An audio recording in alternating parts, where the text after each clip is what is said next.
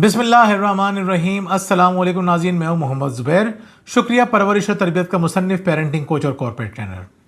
नाज़रीन, हम सभी चाहते हैं कि हम अच्छे बाप बनें, लेकिन बाज़ औक़ात हमें ये नहीं पता होता कि अच्छा बाप बनने के लिए हमें क्या करना चाहिए या क्या नहीं करना चाहिए।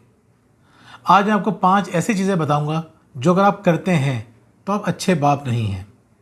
आप इन पर गौर कीजिए और सोचिए कि अगर ये 5 खराबियाँ आपके अंदर नहीं हैं तो आप बहुत अच्छे बाप हैं और आपको अल्लाह ताला का शुक्र अदा करना चाहिए। लेकिन 5 बातें आप जो है अपने आप को हर बात के लिए 20 नंबर दीजिए। अगर आप देखते हैं कि आप इन 5 में से कोई भी गलत काम नहीं करते, यानी ये 5 में से कोई सी भी गलती नहीं करते, तो आप अपने आप को 100% नंबर दीजिए कि आप बेहतरीन बाप हैं। और अगर आपको लगता है कि आप 3 गलतियाँ कर रहे हैं या 2 गलतियाँ कर रहे हैं, तो उसके हिसाब से अपने आप को नंबर दीजिए। अच्छा नाज़रीन, पहला काम क्या है? पहला काम इतना इम्पॉर्टेंट है, उसको बताने से पहले मैं आपको बताऊं कि जिस वक्त मैं दुनिया टीवी में काम कर रहा था, तो ये बात है तकरीबन 2009 की, जब मेरा पहला शो ऑन एयर हुआ। उसका मौजू था गुटखा, पान और गुटखे के असरात। अच्छा, हम जो है इसके ऊपर रिसर्च कर रहे थे, पॉइंट जमा कर रहे थे। हम हॉस्पिटल्स में जाके देख रहे थे कि बाज़ हॉस्पिटल्स ने लिख के लगाया हुआ था कि गुटखा और पान खाने की वजह से अगर आपको कैंसर हो गया है तो हमारे हॉस्पिटल में आपका इलाज नहीं हो सकता, या अगर आप पान और गुटखा खाते हैं तो इस हॉस्पिटल में आप इलाज के लिए नहीं आइए। इतना सीरियस था। हम रिसर्च करते करते एक ख़ातून से मिले। अच्छा, वो एक गरीब सी सीधी सादी सी ख़ातून थी। 28 साल उनकी उम्र थी।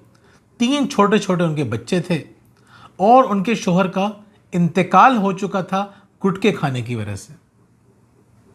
इमेजिन कीजिए कि क्या हालत होगी उस खातून की। यानी उन 3 बच्चों की जिम्मेदारी उस अकेली खातून पे आ गई, जो बहुत ज़्यादा मालदार नहीं थी, गरीब सी थी, बहुत ज़्यादा तालीम याफ्ता नहीं थी। वो शख्स 3 बच्चों के साथ क्या करके गया, अपनी बीवी के साथ क्या करके गया, अपने माँ बाप को कितनी तकलीफ़ पहुँचा के गया, अपने अजीज़ व अकारिब को किस कदर अजियत में मुब्तला करके गया, उसको एहसास ही नहीं था। क्यों? क्योंकि वो सिर्फ अपने बारे में सोच रहा था। उसको वक्ती लज्जत चाहिए थी। ना, ख़तरनाक बात है। आप सोचिए, जब वो बच्चे बड़े होंगे और स्कूल में जाएंगे, प्रोफेशनल लाइफ में जाएंगे और बताएंगे कि हमारा बाप नहीं है, कोई पूछेगा कि किस तरह से इंतकाल हुआ था, तो क्या बताएंगे कि हमारा बाप जो है वो पान और गुटखे खाने की वजह से कैंसर का मरीज़ हो गया था, इसलिए चला गया। सोच रहे हैं आप लोग क्या एक्सप्लेन करेंगे बच्चे? फिर आप ये सोचिए कि जब बच्चे बड़े होते हैं, जो माँ बाप सिगरेट पी रहे होते हैं, हम बात कर रहे हैं कि अगर आप कोई भी नशावर चीज़ इस्तेमाल कर रहे हैं तो उसको छोड़ दीजिए। चाहे वो सिगरेट हो, चाहे वो पान हो, चाहे वो गुटखा हो, चाहे वो निस्वार हो, चाहे वो इस तरह की कोई दूसरी चीज़ हो। आपको लगता है कि इससे आपका दिमाग मुतासिर हो रहा है, जाहिर सी बात होता है। आपको लगता है कि इससे आपकी शख्सियत ख़राब हो रही है, वाकई में होती है। आप देखें, अगर आप सिगरेट पी रहे हैं, कितनी तेज़ी के साथ लोग दिल के मरीज़ बनते जा रहे हैं। और दिल का मरीज़ एक दफ़ा बंदा बन गया, सारी ज़िंदगी वो टैबलेट खाता रहेगा, ब्लड प्रेशर की खाता रहेगा, और फिर उसके बाद वो हार्ट की टैबलेट खाता रहेगा, और यहाँ से चीज़ें ख़राब होती हैं बहुत सारी दूसरी। आप सिगरेट नहीं छोड़ लें, आप दूसरी चीज़ें नहीं छोड़ लें, तो अच्छा, अब अगर आप ये काम कर रहे हैं तो अपनी औलाद को कैसे समझाएंगे? यानी बाप तो अपने बच्चों का एक आइडियल होता है ना। अपने बच्चों को देखेगा कि मेरे बच्चे ये गलत काम कर रहे हैं, तो सिगरेट पी रहे हैं या पान गुटखा खा रहे हैं या कोई इस तरह की उल्टी सीधी चीज़ें खा रहे हैं, नशा कर रहे हैं। अब तो नशा कितना आम होता जा रहा है। कैसे रोकेगा वो? किस मुंह से रोकेगा वो? बच्चे बोलेंगे आप भी छोड़ दीजिए, मैं भी छोड़ दूंगा। क्या जवाब देंगे आप उसे? तो इसको समझने की कोशिश कीजिए, ये बहुत सीरियस मसला है। अगर आपको अपनी औलाद से मोहब्बत है तो अपनी सेहत का ख्याल रखिए और ये चीज़ें इस्तेमाल कतई नहीं कीजिए। आप अपनी औलाद के लिए भी आजमाइश बन जाएंगे, अपने घर वालों के लिए और अपने लिए भी। दूसरी बात नाज़रीन, दूसरी बात है मुआशी लापरवाही। बहुत सारे वालिदैन हम ऐसे नज़र आते। नाज़रीन, दूसरा पॉइंट है मुआशी लापरवाही। बहुत सारे वालिद हम ऐसे नज़र आते हैं जो सेविंग नहीं करते, जो बजटिंग नहीं करते, जो इस बात के लिए प्लानिंग नहीं करते कि हमारे पास कितने पैसे आ रहे हैं, कितने पैसे जा रहे हैं, कितने पैसे हमें कहाँ पे खर्च करने हैं, कितने पैसे हमें अपने और अपनी औलाद के मुस्तकबिल के लिए बचा के रखने हैं, इन्वेस्टमेंट करनी है। नहीं प्लान करते। नुकसान क्या होता है? वो लोग कहते हैं चल तो रहा है, गुजारा तो हो रहा है, काम तो चल रहा है। वो लोग उधार से या लोगों से पैसे मांगने से, सदका खैरात से सिर्फ और सिर्फ एक बीमारी दूर होते हैं। एक छोटी सी बीमारी आती है, सब तहस नहस हो जाता है। मैं अपने एक दोस्त को जानता हूँ, वो ज़िप जो होती है ना, बैग्स वगैरह की, उसकी ज़िप, वो ज़िप बनाया करता था। तो आहिस्ता आहिस्ता उसका कारोबार चल पड़ा, बहुत अच्छा हो गया। उसने अपने कारोबार को थोड़ा सा सेट भी किया, लेकिन उसने प्रॉपर सेविंग नहीं की। वो जितना पैसा आता था वो लगा देता था। उसको लगता था कि मैं बहुत ज़्यादा तरक्की करूँगा। जिस दिन बेनज़ीर, मोहतरमा बेनज़ीर भुट्टो जो हैं, उनकी शहादत का वाक़या हुआ, सेम उसी दिन वो एक गाड़ी के अंदर ज़िबें बना के लेके जा रहा था पार्टी के पास देने के लिए। रास्ते में उसकी गाड़ी को जला दिया गया। उस गाड़ी पे जिसमें वो थी, ज़िबें थी सारी, वो गाड़ी जल गई, ज़िबें जल गई, सारा पैसा बर्बाद हो गया। उसके बाद मैंने उस शख्स को देखा कि वो किस बुरी तरह क्राइसिस के अंदर आ गया। बहुत परेशान हो गया था वो। इतना अच्छा लड़का था, नेक था, शरीफ था, ईमानदार था, लेकिन एक गलती कि उसने इस बात की तरफ तवज्जो नहीं दी कि मुझे कुछ सेविंग भी करनी है, मुस्तकबिल की प्लानिंग भी करनी है, उसके लिए बचा के भी रखना है। इसके लिए कोई मनसूबाबंदी नहीं की। जो था वो सारा का सारा खर्च कर दिया। तो नाज़रीन, या क्या कारोबार में लगा दिया। मैं ये नहीं कह रहा कि वो कोई बुरा इंसान था, बहुत अच्छा था, लेकिन ये लापरवाही उसके लिए बहुत बड़ी मुश्किल का सबब बन गई। तो नाज़रीन, ये जो मुआशी लापरवाही है, ये बिल्कुल भी आपको, इसके बारे में आपको समझना चाहिए, ये बिल्कुल भी नहीं करना चाहिए। नाज़रीन, तीसरी बात यह है कि बच्चों को वक्त देने में लापरवाही नहीं कीजिए। आपको अंदाज़ा नहीं है कि बच्चों के लिए आपका वक्त कितना कीमती है। हम जो है मोबाइल में टाइम दे रहे होते हैं, टीवी को टाइम दे रहे होते हैं, फजूल चीज़ों में टाइम दे रहे होते हैं। भाई, बच्चों को टाइम दीजिए। बच्चों को टाइम नहीं देंगे तो क्या होगा? बच्चों को टाइम नहीं देंगे, बच्चे आपसे आहिस्ता आहिस्ता दूर होना शुरू हो जाएंगे। आप यकीन करें, पूरी ईमानदारी से आपको ये बात बता रहा हूँ कि वो वालिदैन जिनके बच्चे बड़े हो चुके हैं और वालिदैन अपने बच्चों की वजह से बहुत परेशान हैं, उनमें कसीर तादाद उन वालिदैन की है कि जो बच्चे अपने माँ बाप से बात ही नहीं करते। यानी अगर बाप अपनी औलाद से बातें नहीं करता, मतलब गैर संजीदा बातें नहीं करता, उनकी बातें नहीं सुनता, तो नुकसान क्या होगा? उसका नुकसान ये होगा कि बच्चे आहिस्ता आहिस्ता अपनी बातें शेयर करना छोड़ देंगे। उनको आदत ही नहीं होगी, उनसे होंगी ही नहीं। यानी बच्चे बड़े हो चुके हैं, अब उन्होंने अपनी दुनिया अपनी बना ली है, अपने दोस्तों की दुनिया या अपनी सोशल मीडिया की दुनिया या कोई और दुनिया।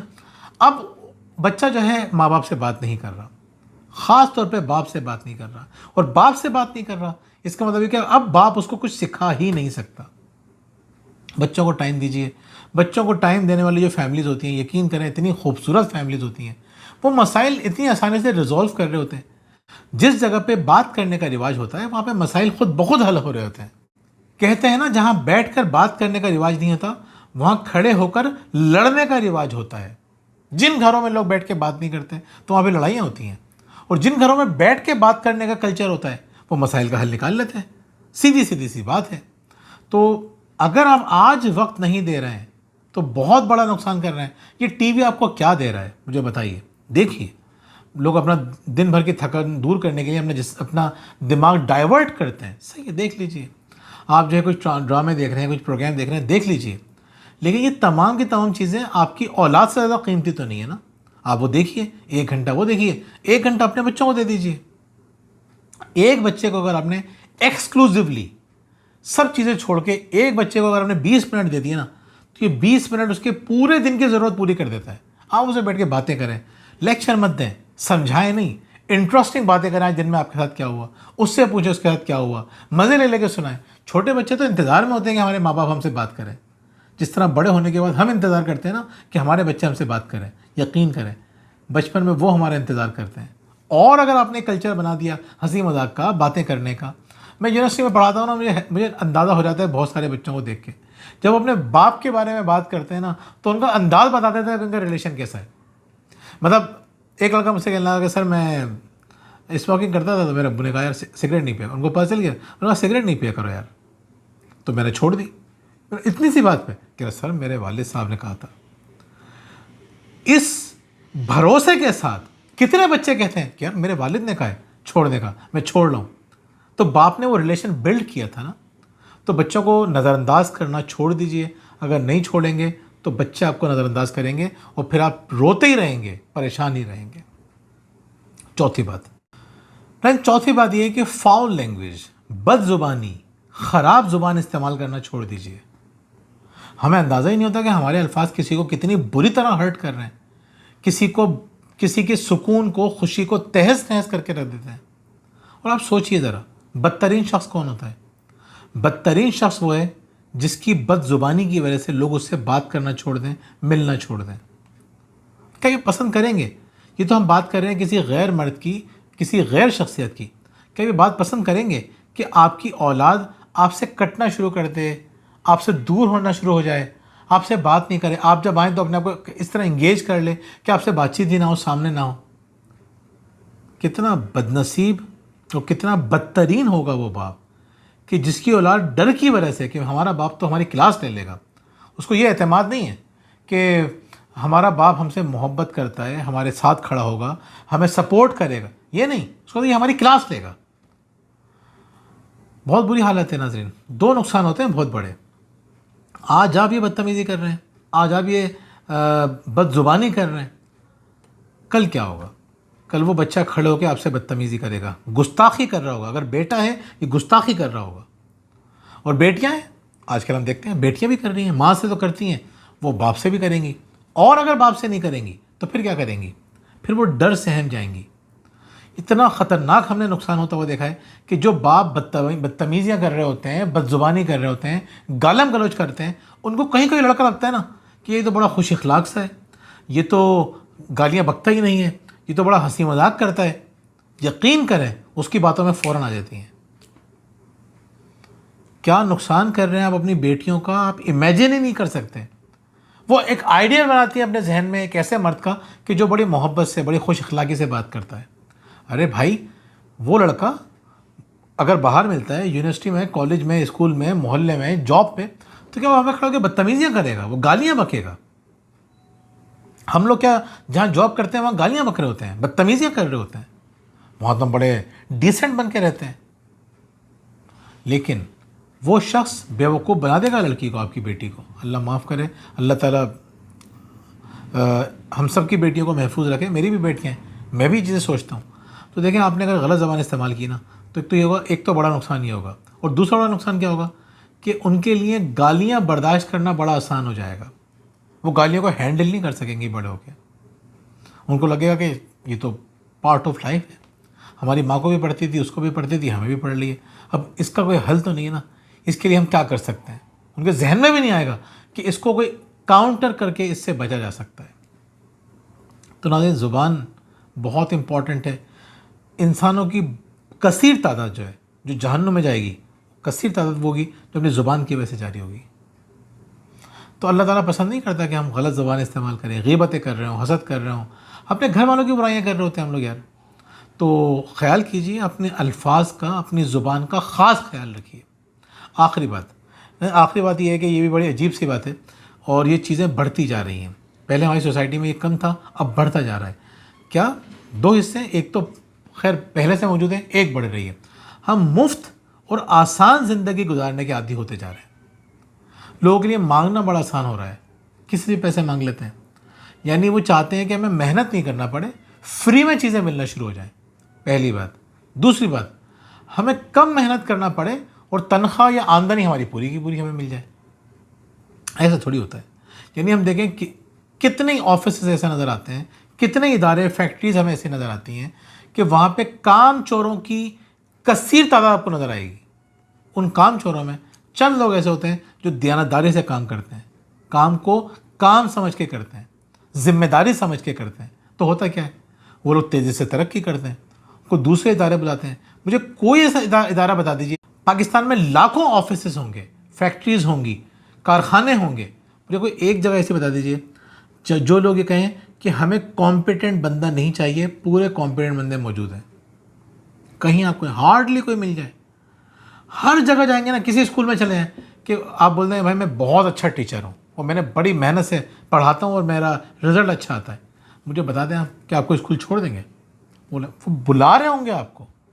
या आप किसी भी फील्ड में आप देखिए, आप अच्छे प्रोड्यूसर हैं, मैं मीडिया से मेरा ताल्लुक था, आप अच्छे प्रोड्यूसर हैं, आप साबित कर दें मैं अच्छा प्रोड्यूसर हूँ, क्रिएटिव हूँ, भागते हुए लोग आपके सामने आएंगे। हम देखते थे हमारे पास कैमरामैन थे, तो हम लोग डिमांड करते थे कि हमें ये कैमरामैन चाहिए, और उसको जो अच्छे कैमरामैन थे उनके पास बड़ी ऑफर्स आ रही होती थी, यहाँ से वहाँ से, बाहर के इवेंट्स कर रहे होते थे।